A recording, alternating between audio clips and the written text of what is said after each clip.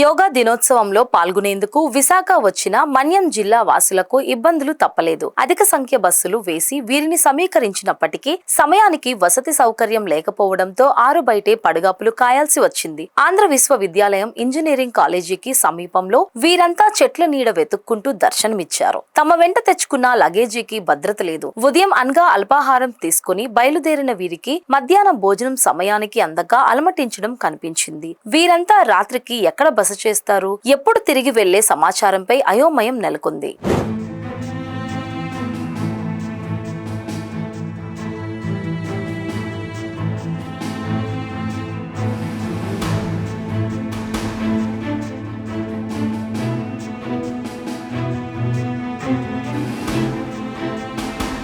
Accommodation చూసుకొని వచ్చాం sir, luggage అయి పెట్టి వచ్చాము. ఫుడ్ లంచ్ చేసి ఇప్పుడు వెళ్తున్నాం. అంటే వాళ్ళకి మెంటలీ కొంచెం డెవలప్మెంట్ అనేటువంటిది మేము గమనించాము. సో దాన్ని ఇంకా ఇంప్రూవ్ చేయాలనేసి అనుకుంటున్నాం సార్. మా స్కూల్ నుండి 2:32 వచ్చాం సార్.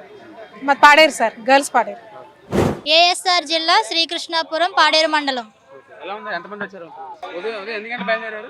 మేము 7 సార్. టిఫిన్ చేసాం సార్. చేస్తున్నారు సార్. తిన్నాను సార్. బాగుంది సార్. రేపు ఈవినింగ్ వరకు సార్. చేస్తున్నారు సార్. యోగా అంటే ఇష్టం మీకు? ఇష్టమే. ఎన్ని గంటలకు బయలుదేరారు ఉదయం? 9 కసి బయలుదేరి ఉంటాం. మోడీ గారిని చూడాలనుకుంటున్నారు? చూడాలనుకుంటున్నాం. ఫుడ్ ఏమైనా పెట్టారా ఉదయం? ఇప్పుడు తింటాం. ఇవ్వలేదు. ఉదయం తిన్నారా లేదా? ఉదయం తిన్నాం టిఫిన్.